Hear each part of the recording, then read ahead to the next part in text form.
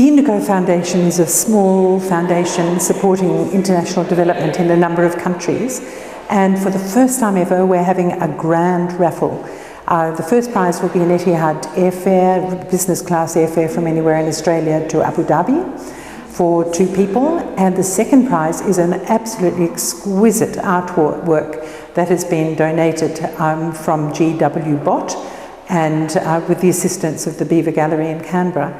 We're incredibly lucky to have such a wonderful, wonderful print, and I hope that it excites people, particularly when you begin to get a little bit of the background of this print from the artist herself and from the Beaver Gallery.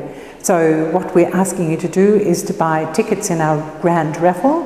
There'll be various opportunities through the next few months, and it will be drawn on the 30th of October at the National Press Club in Canberra. Well, I'm Susie Beaver from Beaver Galleries, and absolutely delighted to be involved with the Indigo Foundation to assist with fundraising for the fantastic work that they do. So our gallery shows the work of contemporary Australian artists, and as such we exhibit work by many Canberra artists in that league. GW Bot is one of our very special artists, and you would know her work from seeing it around the various institutions. Her work is in the National Gallery, many other collections. She bases her work on the beauty of Canberra and the landscape, and when I talked to Chrissy about would she be interested in supporting the Indigo Foundation, she was absolutely thrilled. She's a really generous artist, and she's given us this really beautiful piece to raffle for the Indigo Foundation. Well, I'm the Bot, GW Bot. The name is a bit strange to some people's ears, so I just wanted to let you know that my totem animal is a wombat, of which there are many around Canberra, disappearing with the growth of development, unfortunately. And so my GW Bot comes from the first European reference to a wombat. I would be what's called probably termed a landscape artist, and this is a rather important label, I feel, for working in Australia, because we have so much landscape. Indeed, it can be overwhelming. The vastness is power to come to terms with. This piece, Burnt Landscape, is a diptych.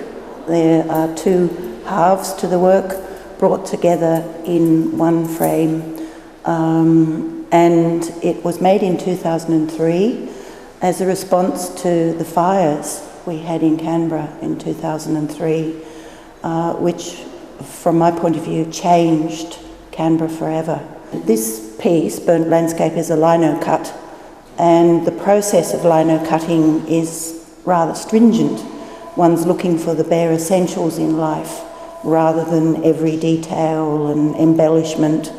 I'm not an artist, I feel, looking out to the landscape and feeling it as something separate. This indeed is an internal landscape as well, what one might call a metaphysical landscape. So this is the landscape of my being. These are the bare bones of my existence. And what one can sense here is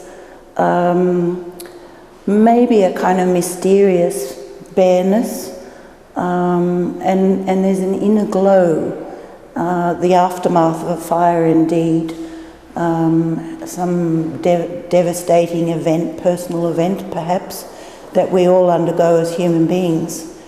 Although it's about devastation, and the bareness and stringency is on the side of fragility, it's the after event, where things are poised between having been ended and just starting to start again.